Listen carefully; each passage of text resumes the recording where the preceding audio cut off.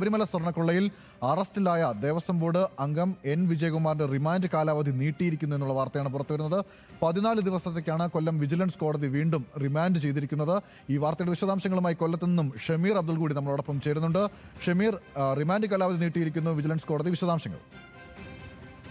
സ്വാഭാവിക നടപടിക്രമം എന്ന നിലയിലാണ് വിജിലൻസ് കോടതി റിമാൻഡ് എക്സ്റ്റെൻഡ് ചെയ്തിരിക്കുന്നത്. നമുക്കറിയാം, ഈ കേസിൽ കുറ്റപത്രം സമർപ്പിക്കാത്തൊരു സാഹചര്യമുണ്ട്. അതുകൊണ്ട് തന്നെ പ്രതികളുടെ റിമാൻഡ് എക്സ്റ്റെൻഡ് ചെയ്യുന്ന ഒരു സാഹചര്യത്തിലേക്കാണ് ഇപ്പോൾ പോകുന്നത്. ഇത് ഇപ്പോൾ 3-ാം തവണയാണ് ഈ റിമാൻഡ് എക്സ്റ്റെൻഡ് ചെയ്യുന്നത്. എന്തായാലും ദേവസ്വം ബോർഡിലെ CPM പ്രതിനിധി കൂടിയാണ് എൻ വിജയകുമാറിനെയാണ് 14 ദിവസത്തേക്ക് കൂടി റിമാൻഡ് എക്സ്റ്റെൻഡ് ചെയ്തിരിക്കുന്നത്. ഒപ്പം തന്നെ തന്ത്രി കണ്ഠരര് രാജീവരുടെ ജാമ്യാപേക്ഷയ്ക്കെതിരെ SIT കോടതിയിൽ ഇന്ന് റിപ്പോർട്ട് സമർപ്പിച്ചിട്ടുണ്ട്. എല്ലാം നടന്നത് തന്ത്രിയുടെ അറിവോടെയാണെന്നും ഈ റിപ്പോർട്ടിൽ പറയുന്നുണ്ട്. നിലവിൽ തന്ത്രിക്ക് ആവശ്യമായ ചികിത്സ നൽകുന്നുണ്ടെന്നും SIT ഈ റിപ്പോർട്ടിൽ സൂചിപ്പിച്ചിട്ടുണ്ട്.